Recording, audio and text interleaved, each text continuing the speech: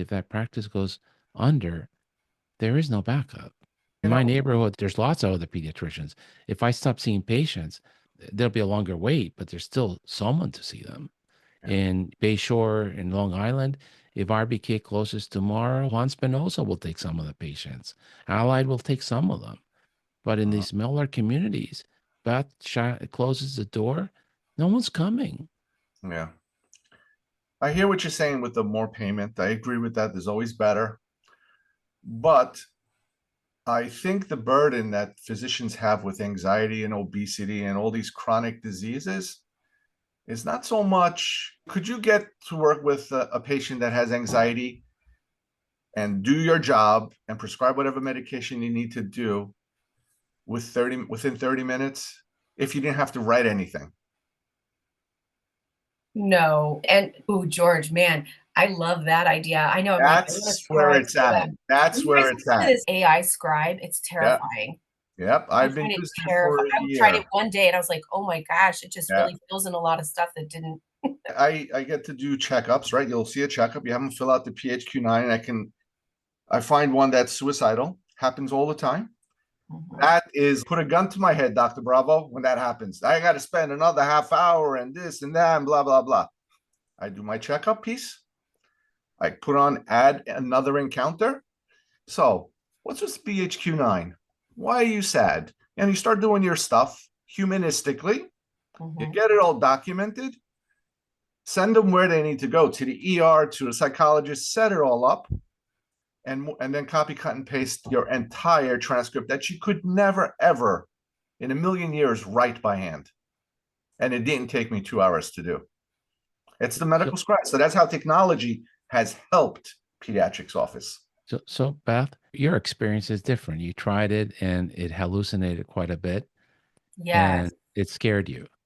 Yeah, I thought it sounded very pretty. I thought it was. No, she said she liked it. She didn't No, say I she. didn't. No, I did no, not she like did it. Oh, not you like didn't it. like it. Oh, no, I didn't. It's not the same as a Yeah. physician typing. And I read it and I was like, wow, that sounds great. But is it what I would write or how I would write it? No. I've demoed about 10 of these products Mhm. just for kicks to Yeah. see what they're doing. And what they're doing is exactly what the EHR companies did. They made it more complicated, more bells and whistles because the Dr. Bravos want this and they want that and they want that and they want that. You got to get a product that you could use right off the shelf that you can train on in 2 minutes and move on, and it's not intrusive to your lifestyle. If I have to demo a product and get training on it for 2 days, I don't want it. We're using Yeah. a product that was very simple. It just, sometimes I look at the notes and I sometimes wonder, is this really Dr. Bravo? But I know Dr. Bravo doesn't write anything. So that's how I know that it's Yes. the scribe. Yeah, well, and I think about, oh man, that you were touching on the EHR. There's so much garbly-gook in so Yes, many EHRs that I'm like, what a colossal waste of my time it to read is. all of this nonsense and the boxes they were required to check that is not really relevant to the care, right? And Yeah. I worry that AI is going to trend that direction where I'm not getting what I need from the note when I'm reading your note to take over care or something. I'm reading a bunch of beautiful, fluffy language that AI has put in there, but is it really an accurate description and a succinct description of what occurred in the office visit and what the plan is? It is a bit of fluff, but it's getting better. And I think it picks it up over time with your style. Mhm. And let me tell you, I look at it, I use it, and sometimes I wonder, did I write that? Or did the No, computer you write didn't. that? You didn't write it.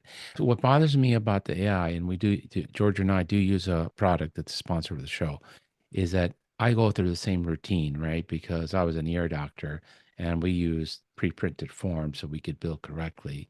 And there's 7 questions you ask everybody. When did your disease start? When's a good medical history? When did your disease start? How high is your fever? What symptoms are associated with it?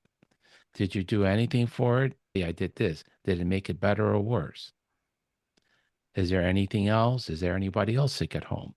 It's just common good history taking. Yeah. And what I don't like about the AI is that it doesn't transcribe that into my subjective. It just summarizes it. Johnny's here with a fever and cough. That's it.